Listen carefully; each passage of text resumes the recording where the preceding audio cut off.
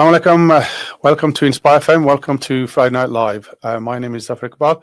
You're listening to Inspire FM 105.1 FM, broadcasting to Luton and the surrounding areas, and also broadcasting through our partners throughout the UK in Peterborough, Derby, Sheffield, and also through our social media. Through our website and through our basically social media accounts, etc. So welcome to our listeners and stay tuned. We're going to be talking today, we're going to be doing a deep dive. We will be speaking to Dr. Fowzia Siddiqui, who's the sister of Sister Aafia Siddiqui, dubbed as the most wronged woman on the planet. You must have heard that name. If you haven't heard that name, we don't know which part of the world that you've been to.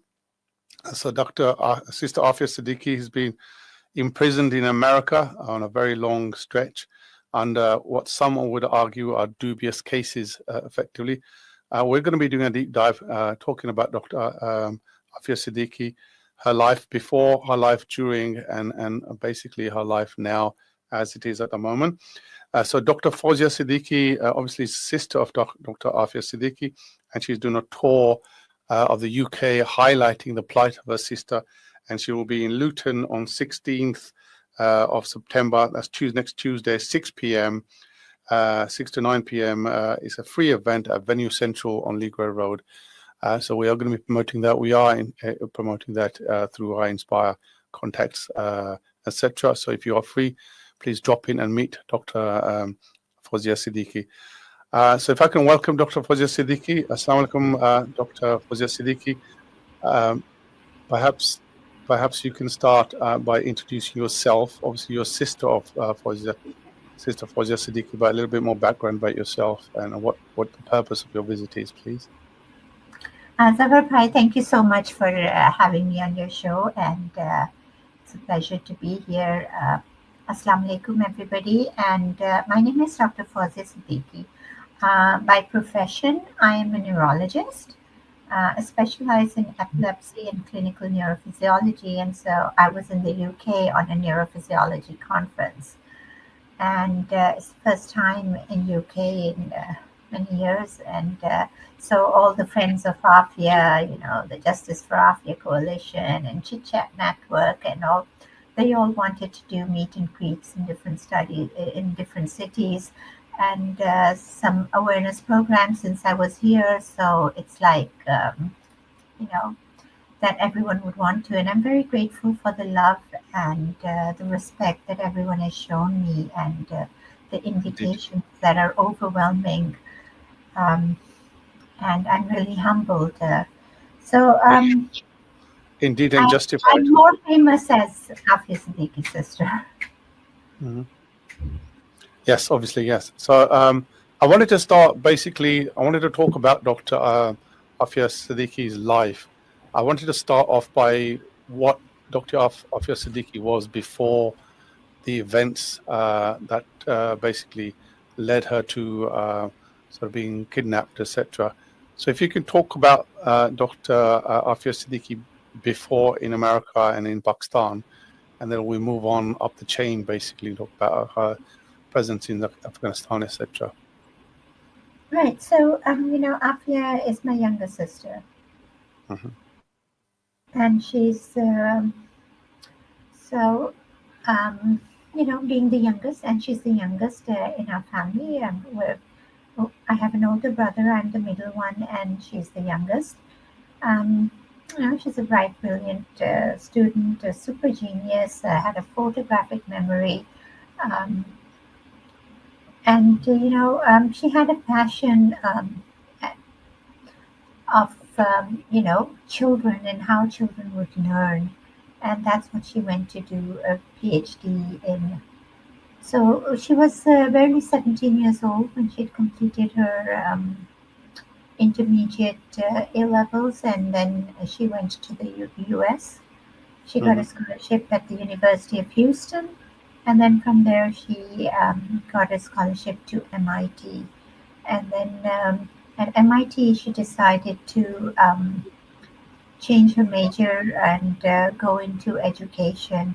What Aafia was she was different in the sense that she she was a very selfless person, very humble and very selfless. If she could not bear to see anyone in pain, and she was never argumentative.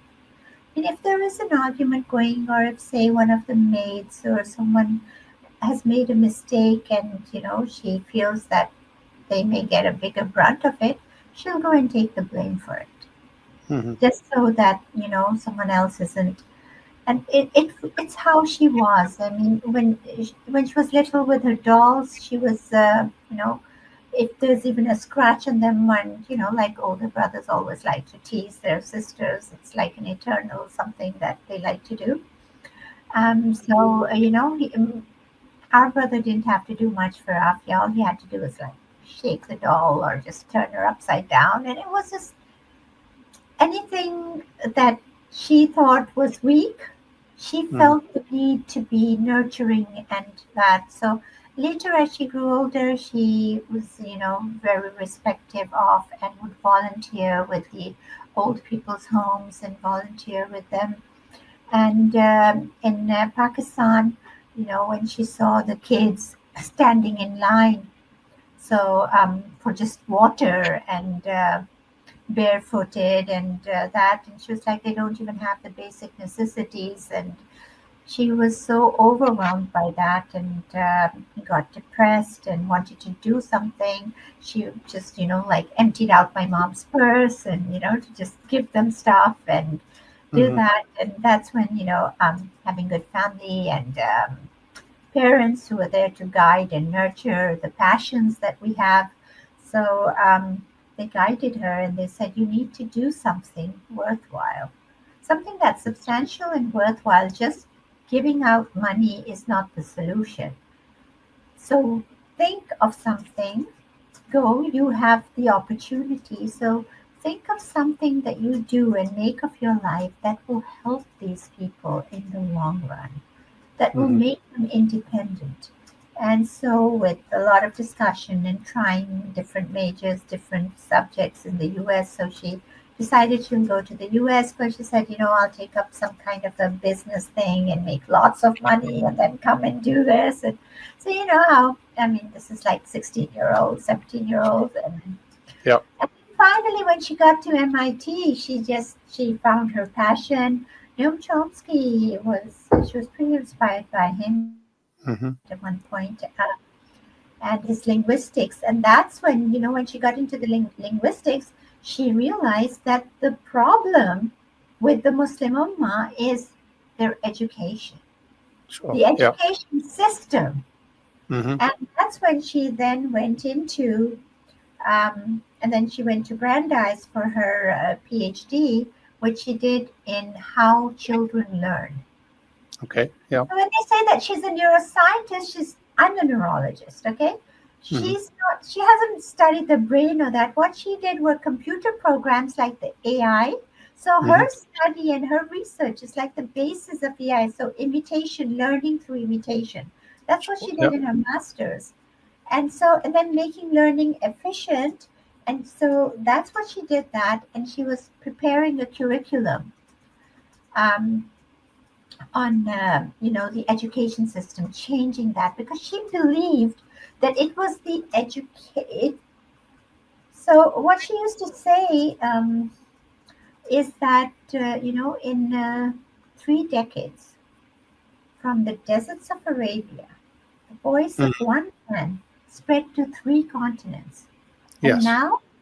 And now this big empire is the third world. Why is it that we are the third world? And then that was where she found her passion, and it was education.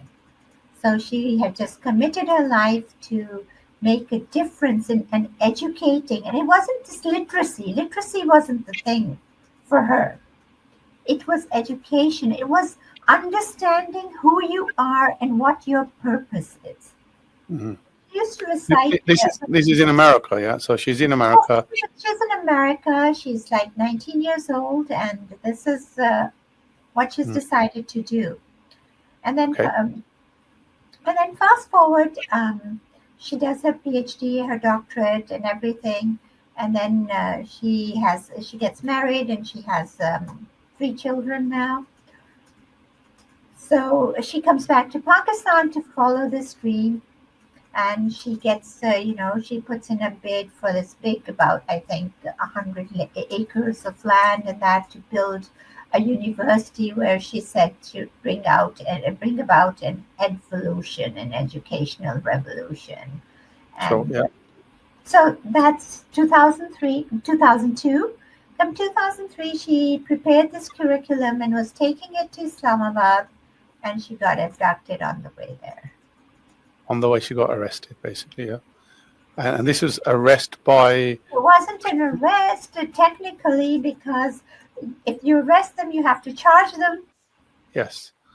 She was I think abducted. technicalities in. Or I think formalities and technicalities in Pakistan probably not very significant. So she's in Pakistan, she's traveling, and enforced disappearance. Enforced disappearance. So and it was the Pakistani establishment, do you reckon, or it was the Americans? Well, if you would ask me this question, say about 12 years ago, I would have said I don't know. Obviously, it was in Pakistan, so it has to be the Pakistanis.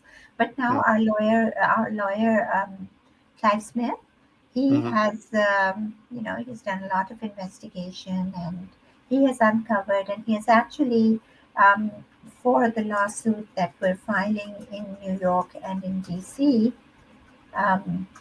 based on new evidence, he has got interviews of the people, the agents, and it was a combined, combined US. Okay. Whatever. Just describe that event. Actually, the whatever enforced disappearance or kidnapping or whatever the terminology that's applicable. Describe what happened from what we know so far. Okay, so I was in the US. So I wasn't there to say that, it's an eyewitness thing, but what the information and the investigations that our lawyers have pulled up, and the investigators. So she was on her way there, that, she was intercepted, and it's apparently, so she was undergoing a divorce. Okay.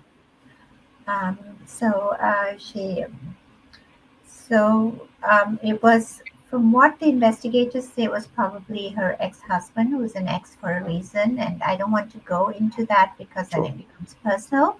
But anyway, so what they feel is that he was the one who kind of painted a picture, and at that time, when thousands of dollars were being taken for every person that, there was a lot of bounties that the Americans were spreading out in that.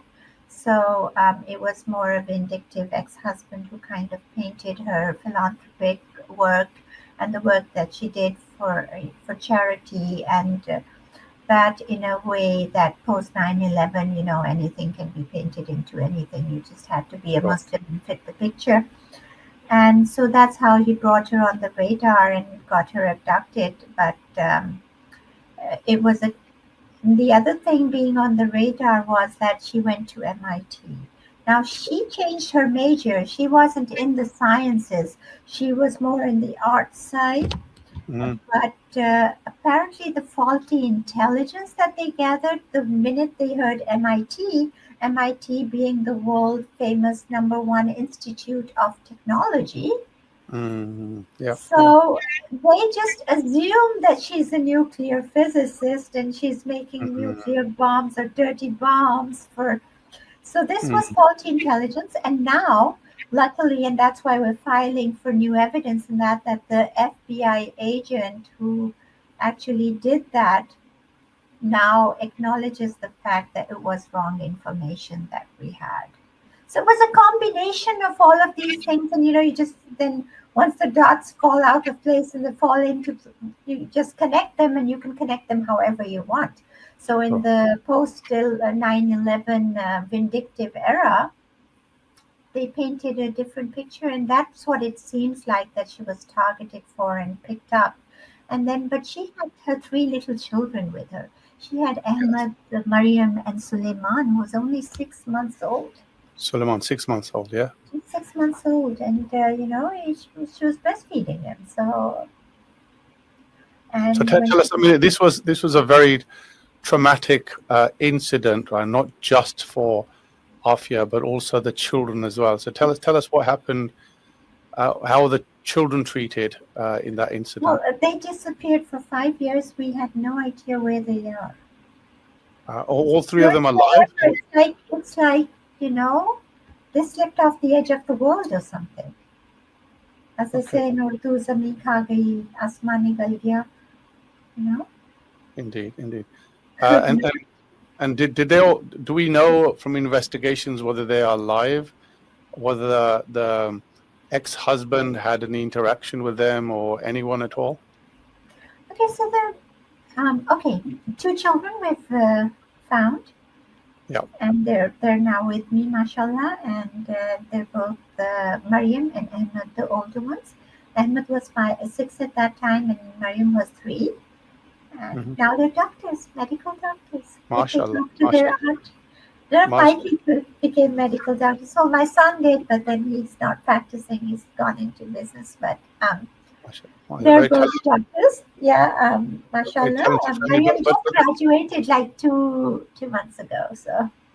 And the third child, is it Suleiman? Yes, Suleiman. He remains missing. He remains missing, and there's no. We'll talk about how these children were identified and found a little bit later, because I think there was a story to be told about them. So let's just focus on Aafia for now. So Dr. Aafia, she's basically abducted, and what happens to her afterwards? Well, for 5 years we have no idea where she is, and then one fine morning, the FBI knocks at our door and says, "We found your sister. She's been shot," just as if it's a matter of fact. Mm-hmm. And my brother just goes and says, "Talk to my lawyer." Well, he had been very sick and that, so. And I was like, "What about the children?" And the guy just looks at me and says, "What children?" I'm like, "What do you mean, what children? Where is Aafia? I need to see her, And then my mom was like, "Where is she? We want to see her. What happened to the kids? What's going on?" And the guy had it was just that he just said those words and he had no other answer for any of our questions. And after that, so you were in America at that time as well, then, right? So the FBI came to you in America, or was it through proxies in Pakistan? Where does that fit in? So the FBI, my brother was still in America, so we went to him. Yeah, it was a proxy, it was a Desi guy. So. Okay, all right. And then she was shot, and did they describe how she was shot? And then where she was, what the location was? Nothing. And then, we found out that she's now, like about a week, 10 days later, that she's now in the US. Right, okay. And that she was shot in Afghanistan, and we were like, if she's in Afghanistan, how come the Pakistan consulate, she's a Pakistani citizen, how did she get to Afghanistan, where was she? And there were just, everything would just open more questions. And there she's taken to the US, and then she's taken to the court to be indicted, and the judge says that this is a case of illegal rendition. Mm-hmm. And you need to call the embassy, and she needs to be deported back to her country and then figure out what's going on. And she's very, very sick. She needs medical treatment because she'd been shot, and they operated on her, and she was like drugged. And then for 2 weeks, there's nothing. And then that judge is removed, and another judge comes in, and, the whole thing. This is the US. This is not Pakistan, right? This is the US. This is not Pakistan. In Pakistan, these things happen on a regular basis, yeah, but this is US. But fast forward, say this was in 2008, right? And so now we're in 2025. And just recently, in Aafia's case, when the judge in Islamabad High Court held the government in contempt because they're not doing their job. They have to, it's the job of the government to protect the dignity, the honor, and the life of a Pakistani citizen. It's their sworn oath. And they're failing to do that, so they'll be held in contempt of court. So that judge was just recently removed. Okay. So yesterday was the hearing I attended online, and he was removed in the larger benches. So, now the judges are coming in to... to be honest, right, if you're following the court proceedings for Imran Khan, etc., you get to figure out how the court systems in Pakistan work, and justice is probably the furthest things from their mind. But that's another story for another day. But I want to go back to there were some reports that came out about a lady held in Afghanistan, and then she was tortured, etc., etc. And there were some incidents about firing, etc. Are you able to sort of talk about that in a little more was detail? the missing 5 years. So then, that's how we found out that where Aafia is, because we had no idea. Most of the missing people would turn up dead somewhere. Or, so fill the 5 years in for us now that you know what happened in Afghanistan. So it was Yvonne Ridley and Muazzam Beg. Yeah. So who actually, Muazzam Beg was in Bagram, and he said that he heard a woman screaming. Mm-hmm.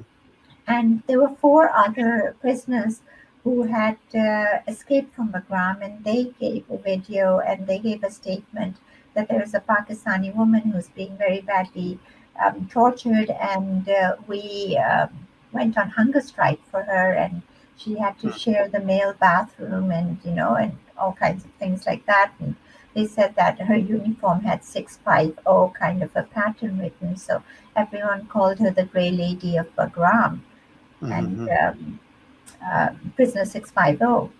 And then Yvonne Ridley. So when Yvonne Ridley went to interview people in Abu Ghraib and in Guantanamo, she met with Muazzam, and then Muazzam was released later, and he said that when he told Yvonne that worse than Guantanamo, there's a place known as Bagram. So please, you should, if you want to do something there.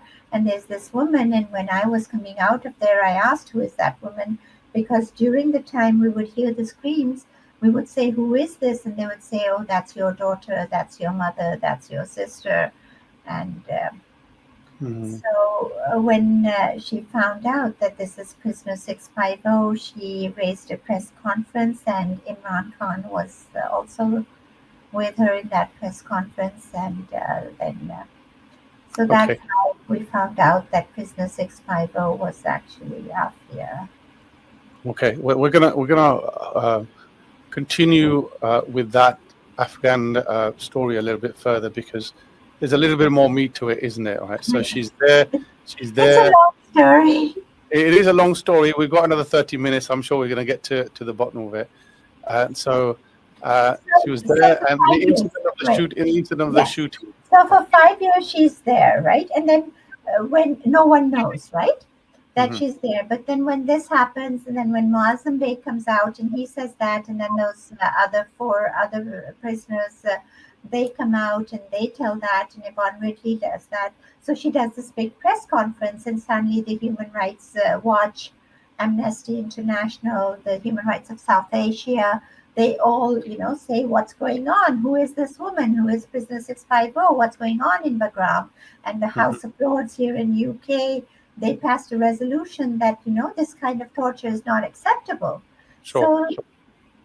So, and then in Pakistan, there was a habeas filed, and the government was made and pushed, and there were big, protests. I had to, by writing. So everyone was like, oh, this must be the missing Aafia Siddiqui then. So everyone was kind of aware that there's someone who's looking for someone with this description. But finally, so just as the 5-member committee from Pakistan is going, from the Human Rights Watch, from Amnesty, and from the House of Lords, so they're coming to Afghanistan and demanding the Americans a visit to Bagram. So they're supposed to be coming like on Friday, and on Wednesday, uh, this bewildered Aafia is released from there, put in a bus with this young man, and told that this young man is your son. And so there's a picture that our lawyer Clive he shows around that this is the man we need to find because he's the one who had the the disposal policy or whatever they call it. All So right. now Aafia had become this famous person, and the whole world's eyes are there. So they needed to dispose her off. Okay, let's pause it there. Let's pause it there. We're going to take a very short break. Okay.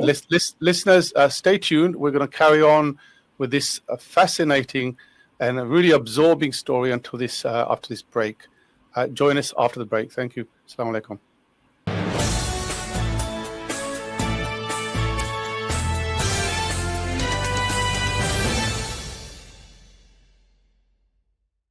Find Luton Prayer and Masjid Jamaat times at inspirefm.org. Assalamu alaikum. Welcome back, listeners. You're listening to Friday Night Live. My name is Zafar Iqbal, and you're listening to Inspire FM 105.1 FM.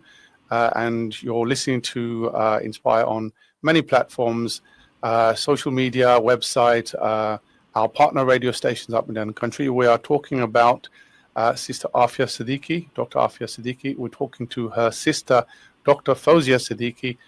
We're recounting Fawzia's story. We're doing a deep dive today. It's been really, really thrilling so far. I've really enjoyed it. And I'm hoping that you're going to stay tuned and listen and to the rest of the story. So welcome back, Dr. Fawzia. So this this person is then put in charge of quote unquote disposal policy. Tell us what happens from there. So basically, she's taken to Ghazni. Ghazni. Yes, to Ghazni, and in Ghazni, so she's told to go and wait outside, to go to the governor house. Mm-hmm. Yeah. And from there, she'll be reunited with her daughter. Okay. And this is her son, this guy. And she was just looking, how long has it been? He's grown. What age was she at? What age was she at that time? Aafia? Aafia was born in 1972. So Okay. It was 2008. All right. We'll work the maths out a bit later. Fine. Okay, carry on. So she just, anyway. So, but she hears the adhan. Mm-hmm. And so instead of going to the Governor Ghazni's place or the police station, whatever, they're all in the same compound, she goes towards I think it's Mariam Masjid, and she goes towards the masjid where she hears the adhan. And this guy's pulling her to come over there, but she goes, no, this voice, I haven't heard it so much, I'm going to go. So it says, Jise khudara ke use kaun chakhe. So what happened was, what we found out was that the governor of Ghazni had received a call that there is a woman coming with a young man, a young gentleman, a teenage boy, and she is a suicide bomber and shoot her on sight. So had she gone there, she would have been shot on sight, and then they would have planted whatever they wanted on her, and that was the end of everything. So that was the plot, but the azan saved her. The azan saved her, and she went there and she just slumped down there. And then at that time, this guy who was with her actually got Ahmed, Aafia's actual son, there. Just to gain Aafia's confidence that, look, Mariam will also come. And she's like, I'm not moving from the masjid. Since Ahmed came here to the masjid, Mariam's going to come here. Now it became night, and at night time, evening time, with a woman in Afghanistan, it just attracts a lot of attention as well. And outside the masjid, it's like a scene you can well imagine. So that's And now, I mean, Clive has done a lot of research on this, and he's done a lot of investigation. And he went and sat there with Muazzam Beg, and they found lots of witnesses. So they just sat there at Asr time, and they said that, anyone was here then when this happened, and so many witnesses just showed up. Oh, we were there, we were here, we were here. And there was a tailor by the name of Muhammad Amjadi or something, and he said that he was there and he came in front when they had come to. So then apparently, what the governor says, that he got a call asking if the mission was accomplished and if she's been disposed. And they said, oh no, she was a sick woman looking for her children, so she went to the masjid instead. So then they were ordered to go and get her. So then they went there, and that's when these Afghan people, these witnesses who came forward, tried to protect her, but they were beaten off and subdued, and she was taken with little Ahmed to this small room where she's there. They didn't even think of her as a threat or anything, so they hadn't tied her down or that.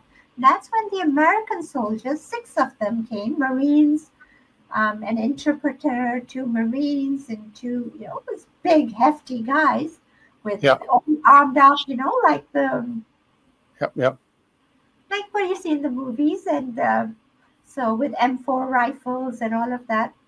And they come and they barge in, and they, get very upset, and they're having words, when suddenly someone sees that, Aafia hears all of this, and she got scared that I'm going to go back into that custody or that what's going on. So she peeks, and, someone says, oh, she's loose. And they just opened fire on her. Okay. That's what the witnesses say. And then now they have to put the blame on somebody. So first they think she's dead, but thanks to some of the Afghanis there, they saw that she's alive, and they kept doing CPR and kept her alive. And at that time, now there's again another thing, again they tried to kill her, and then she still survived. Now the thing is, how could you just kill an unarmed person like that? Yes, yeah. So then the whole thing is turned, and they say, oh, she snatched the rifle. Right. And she shot at us, and she opened fire, and so we shot her back in self-defense. Right. Whereas there were no forensic evidence. The gun had no fingerprints of Aafia's, no gunshot residue on Aafia's hands or anything that she even touched. The only gunshot residue was where she was shot, twice in the abdomen, and one almost missing her heart. How she survived, only Allah knows, because her kidney apparently was damaged and has been taken out, and part of her large intestine as well. SubhanAllah. So, I mean, it's just awful, and she was there all alone, and no one to even comfort her, and so during all of this, while she's drugged and anesthetized and that, they get her to, confess to, oh, I was shooting, please forgive me, and get these things, and just say that she's the one who started the whole thing. So it was attempted murder. Obviously, no one was even injured. There were no bullet holes. There were no tracings of the bullet. And M4 fires a burst. Sure, and yeah. There wasn't even anything. And the US's own forensic lab said the gun was never fired. Yet. So basically, they created a scene where it was a cover-up. It was a cover-up. Created a scene to basically make a case for shooting her, basically, right? The original plan was to dispose of her one way or the other, and 2 attempts failed, and on the 3rd attempt, the Americans had to get involved, basically. Yeah. Okay. And then they messed up, and that's when they flew her to the US. They figured if they stay here any longer, I mean, however the Afghans were, I think they weren't tolerating this right in front of them. This was cold-blooded. And so anyway, they flew her there, and that's when Judge Ellis refused and said she shouldn't be here. Then Judge Richard Berman comes in, and then he convicts her to 86 years, making sure that, okay, if we can't kill her, then we'll make sure that she never sees daylight again. Okay. Right. So before we sort of move on, any evidence found as to? So this must be somebody pretty senior that she's a threat to, so to speak, right? Or some major incident, right? That there's some, the cover up or etc. to ensure the information doesn't come out. Any clues as to who that would be? What personality, what person is being protected in your home? You know what Clive said to me, that I know a lot more, but I'm not going to tell you, because if I tell you, I'll have to shoot you, and if I don't shoot you, they will shoot you. So I see. the less you know, the better it is. The less, okay, that's fine. Let's leave it there in that case. So that's how much I know, and I mean, if I speculate, my speculation is as good as yours. Indeed. Okay, we can assume that she's a threat to somebody pretty senior, or somebody pretty high up. For an individual to be... It's a Pandora box, actually, I think. Indeed. It's not just, I think she's like the first thing you unravel, and then, it just opens up probably things. Because other than that, I mean, for the life of me, I have been, and it's been 22 years, I'm still trying to figure out why Aafia. Indeed. And I said, कुछ तो किया होगा ना, आखिर उस बेचारी ने क्या की, what can it be? That little smoke, where is that smoke? And then, Clive says 98.6% of the people post 9/11 Muslims who were convicted, arrested, persecuted, were innocent. It was preemptive persecution. Indeed. So he said that's 98.6. So why are you stressing yourself over why Aafia? Of course she hasn't done anything. There's no smoke in there. What did he say? It was a farce or something, The fire isn't even a fire. Indeed. So if do you have any clues or evidence or whatever, whether it's the Pakistani side who's basically likely to come out, if the information comes out, on the worst end, or the American side, which is likely to come out on the worst side? Any clues? I think they're both equally guilty. Mm-hmm. I think. Okay. Now, as for the clues in that, and what I think, again, I don't know all the clues that our lawyers have, that Clive has, because he hasn't shared most of them. But from my own investigation and what I think seeing the way things go, might is right kind of thing. So America will cover up its whole thing and just dump it all on Pakistan. It's a nice scapegoat. Indeed. I think that's what it would be. And Pakistan, if smart, would actually stand up for Aafia, so that in the long run it doesn't have to face even further humiliation. Indeed. It's a sorry state of affairs for Pakistan and Pakistan's sovereignty. But then again, to be honest, I've made no bones about the fact that the Pakistani side hasn't really looked after its citizens as much as it could have, as much as it's mandated to. Yes, absolutely. And that goes. We see stories every day about people who have just been rounded up and locked up, and we see the case of a journalist, Imran Riaz Khan, who was locked up for months, and yet to sort of escape. But anyway, that's another story for another day. So Aafia has been in prison now for how long? 22 years. She's been in prison for 22 years. 5 years in secret prisons and 17 years in US FMC Carswell. Subhanallah. How is she faring? How she's coping?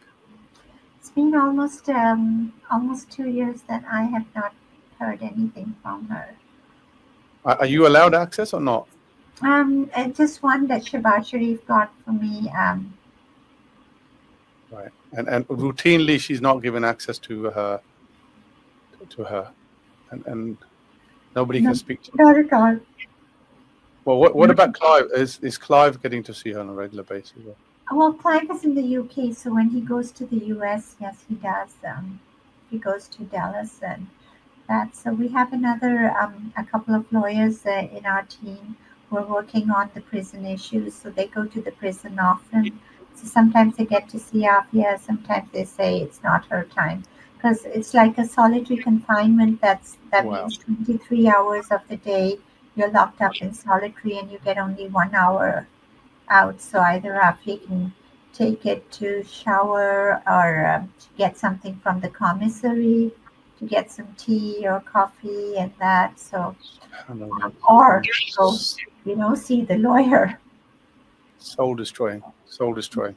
It is destroying. I mean, I am amazed that after so many years, Aafia could still remember the Quran. She's a Hafideh Quran, and she recited the verses, and she was giving me. I mean, I was just so devastated seeing her.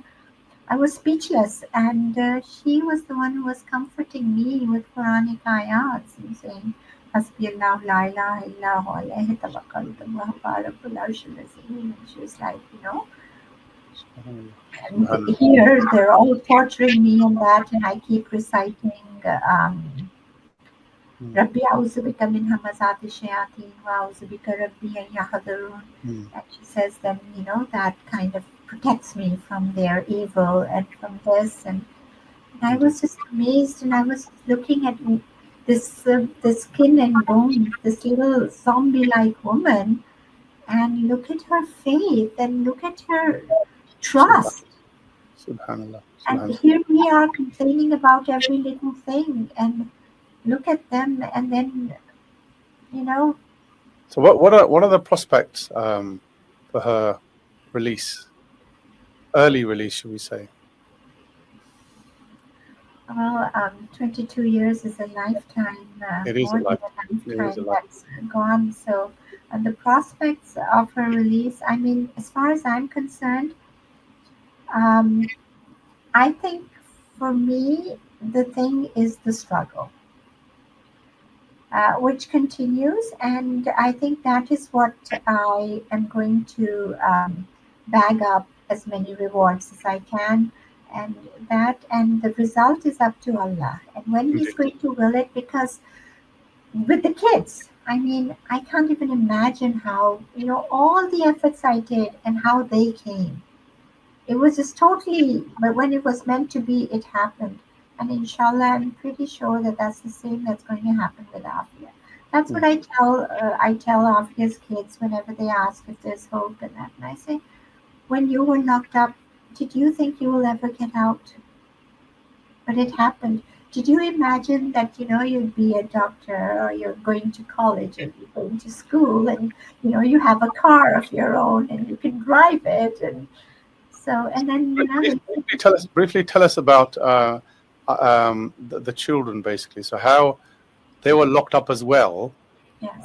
And how were they basically found and so basically, at that time in 2003 and 4, 2002 and 3 and 4, these 3 years, we had a dictator ruling over Pakistan, and he very proudly states in his book that he was selling his own people for millions of dollars of bounty.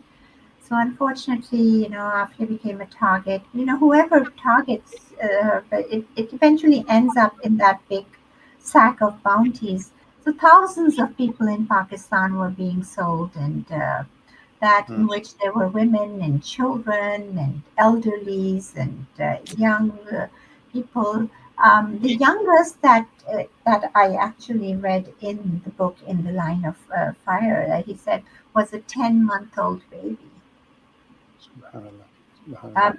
10 days old. The youngest was 10 days, and then it was 6 months. That was Suleman, and so a 10-day-old, and his 19-year-old mother, and no one knows where they are to date. Subhanallah, subhanallah. So where did they end up then, the children? So now Clive has actually found the exact prison where Ahmed was, and he's interviewed the people there and all of that. And Mariam was in another detention center In Pakistan or in Afghanistan or America? In Afghanistan. In Afghanistan, okay. Yeah, and Mariam was in a detention center, kind of a secret prison that was near near Bagram, I think. And then from there, a Christian couple posted in Afghanistan. They took her, Okay. and they raised her as Josh and Natasha. And Mariam, when she came, she mentioned them. And so with Aafia's story, They were raised as Christian children, were they? no, Ahmed was in a prison. Right. This little 6-year-old boy was put in a prison, Right. a detention center. And when Mariam was given to yes, she was raised as a Christian. Right, but how did you? Her name was also changed. Her name was also changed to Natasha. Yeah. So how was she traced? Well, I would give credit where credit is due. A former Interior Minister, the late Rahman Malik, was very instrumental in the Zardari government. They managed to track her down and bring they her back. And with Karzai, and President Karzai has also given his statement, and he's told a lot of things. Now, I'm not privy to the entire thing because a lot of it is redacted with the names of these things. People, yeah. So the people and other things that I think they have the national security thing in the U.S. and that's so. But what I do know is what I did, and I was in Islamabad, and I had gone to. So first, they weren't giving Ahmed to me. They said that he was born in the U.S., so he's an American citizen, so he's going to go into the American foster care system, the State Department. And so I had to argue with them. It was a big argument, and it's the first time in my life. I was grateful for my degrees, and it was the first time I actually kind of slapped my degrees onto someone's face. But I told them that, when they said that, he needs treatment, he's disturbed, he's been locked up, he needs rehab. So I said, well, what does he need? He needs an American trained, American board certified diplomat of the American Board of Psychiatry and Neurology, right? And they said, yes, exactly. Now, where are you going to get that in Pakistan? And I said, you're going to need someone who has a platinum shield and is in America's outstanding professionals.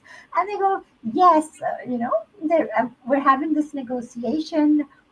And there's President Karzai, and then there's me here, and there's Shah Mahmood Qureshi, who's the foreign minister, and who tells me, you can change my name if they're going to give this to you, you're Pakistani. And I said, what the kid needs is love and affection. Mm-hmm. He needs family. He doesn't need to be in a foster home.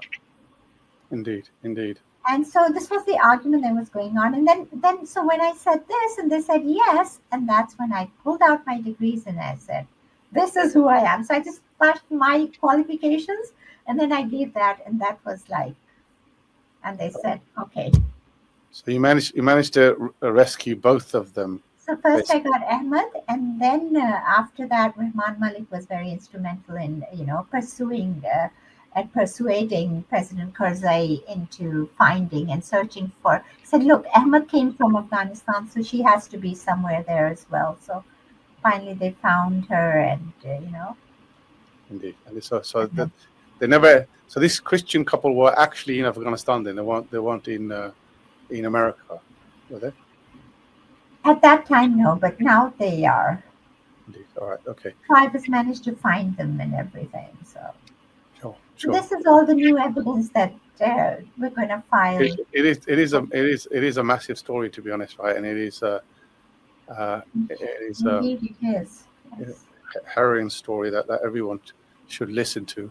And I'm going to encourage everyone to come and listen to you and Clive Tuesday 16th, 6 p.m. to 9 p.m. It's a free event at Venue Central in Luton, League Road. Right. Will be. Yes, There's also a meet and greet event in Manchester tomorrow. Okay, please give us the details for that. Yes, the Friends of Aafia and Sister Zaina is the one who's organized that. And then there's one in Leicester. Okay. And that is the Chit Chat group. Uh-huh. And Dr. Layla. And then there's one in Luton that you just mentioned. And then in London. Indeed. London is, I think, Sunday the 14th of September. Okay. And I think, and that's at the atrium. We've got the details, and we'll be sharing them on our website. And we'll Thank share you. them. Thank you. Yes. No, it would be. I really do want to meet all the people who've been sending me these messages of encouragement. Thousands of people who helped with the petition, and I'm really grateful to all of them. I think it would be an understatement to say that Aafia and what you're doing is how you are regarded within the community. To be honest, it's a massive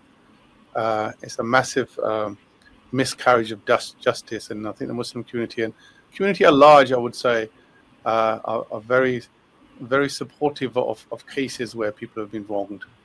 And I think the efforts that you're putting in, alhamdulillah, we're praying for you and praying for Aafia, and we're praying for a release, inshallah, and Allah subhanahu wa ta'ala will give us. Inshallah, it's just the worst thing of this whole thing is, I mean, it's just on a human thing, whether she's done anything or not done anything, separating the children from their mother is the worst form of human coercion that anyone can imagine. Indeed. I understand even the prisoners have a right.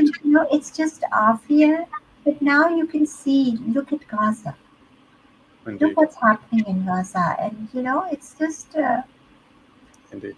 This is what I think no one really understands is we say, how was she and that. But for me, the day that she's broken is because when Ahmed came back and he said that, Auntie, they could have tortured me as much as they wanted. If only they had left me with my mom and not separated me. Indeed. That's the son, saying that for his mom. But imagine what the mother would go through. Indeed. Start raving mad, Indeed. Dr. Fowzia, we've run out of time. Jazakallah khair. Thank you very much. And we pray for you, and we pray for Dr. Aafia for her well-being, and we pray for her early release, and may Allah subhanahu wa ta'ala bless her and keep her strong. Jazakallah khair. Thank you. Jazakallah khair. Thank you.